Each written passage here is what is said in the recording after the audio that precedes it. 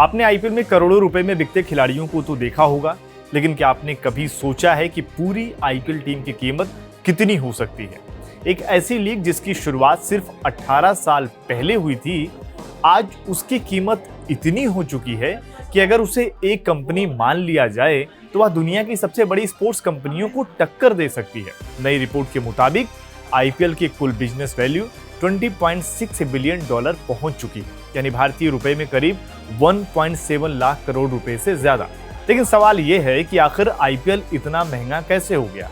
क्यों दुनिया के बड़े बड़े निवेशक इसमें अरबों रुपए लगा रहे हैं? और आरसीबी टीम की कीमत सुनकर आप चौंक जाएंगे। आइए समझते हैं आखिर ये पूरा प्रोसेस काम कैसे करता है।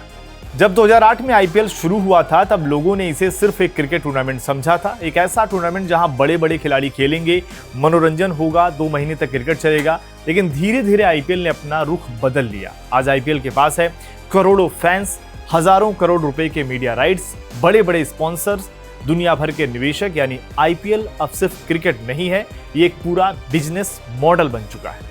हलवान लोकी की रिपोर्ट के मुताबिक पिछले एक साल में आईपीएल की वैल्यू में 11.4 की बढ़ोतरी हुई है और आईपीएल की अपनी ब्रांड वैल्यू अब $4.3 बिलियन पहुंच गई है। इससे पहले अगर देखें तो साल 2023 में आईपीएल की वैल्यू 3.2 बिलियन थी और वहीं 2026 में ये 4.3 पहुंच गई है।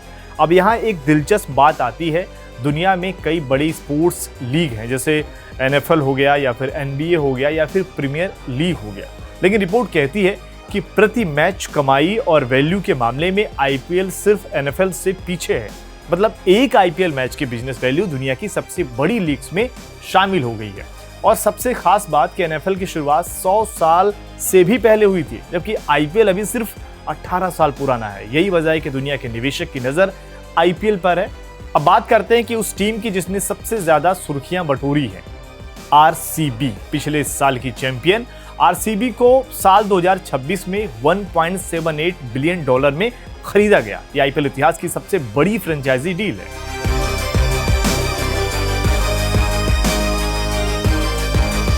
अब सवाल है कि आरसीबी इतनी महंगी क्यों है?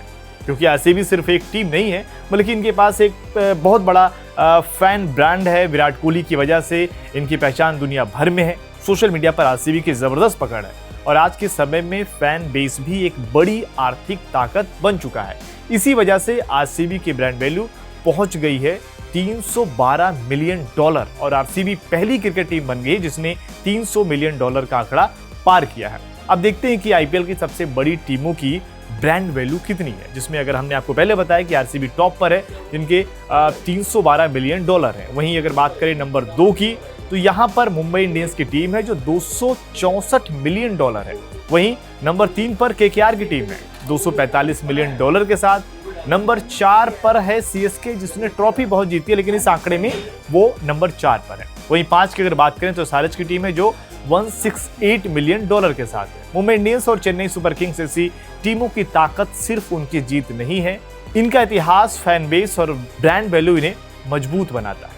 अब आईपीएल की सबसे बड़ी कहानी सिर्फ पैसा नहीं है, बल्कि ये भी है कि लोग आईपीएल देख कैसे रहे हैं। पहले लोग टीवी पर मैच देखते थे, लेकिन अब मोबाइल और स्मार्ट टीवी का जमाना है। रिपोर्ट के मुताबिक आईपीएल 2026 को करीब 1.6 बिलियन स्क्रीन तक पहुंच मिली।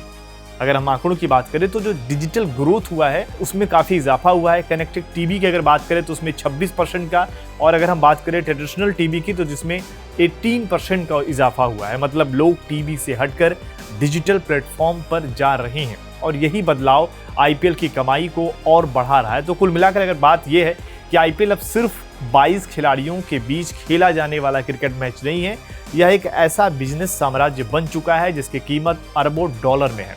आरसीबी की रिकॉर्ड डील हो या डिजिटल दर्शकों की बढ़ती संख्या, सब कुछ ये दिखाता है कि आईपीएल का भविष्य बहुत बड़ा है। आने वाले समय में हो सकता है कि आईपीएल सिर्फ क्रिकेट ही नहीं बल्कि दुनिया की सबसे बड़ी स्पोर्ट्स लीग में इसकी गिनती की जाए। लेकिन आपको क्या लगता है कि क्या आईपीएल आने वाले समय में एनएफएल और एनबीए जैसी लीग्स को टक्कर दे पाएगा?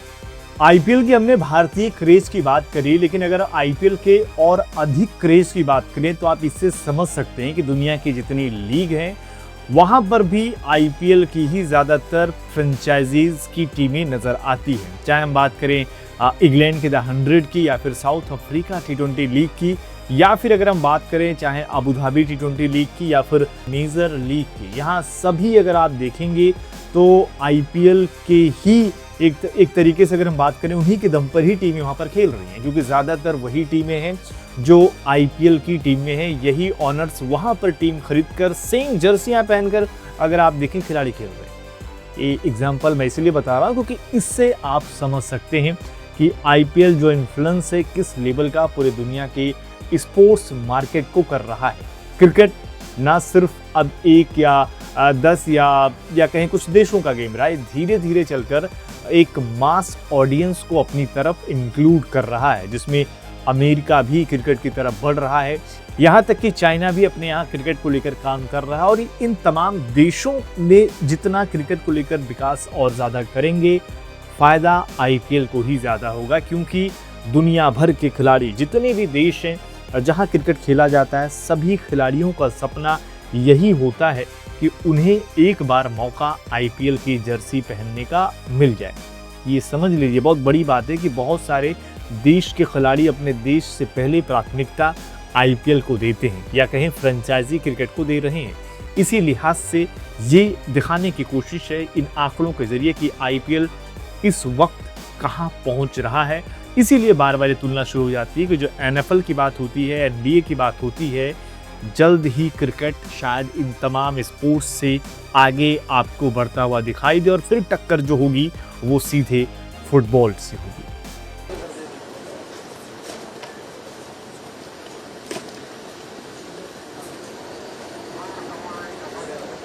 नीचे लगे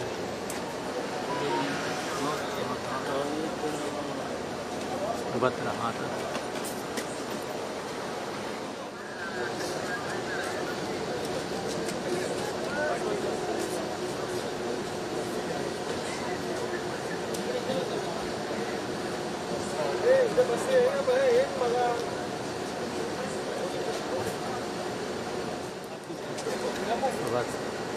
हाँ वो आ रहे भाई, मैं तेरे लिए स्लाइड पड़ा कर ना लगेगा तो आगे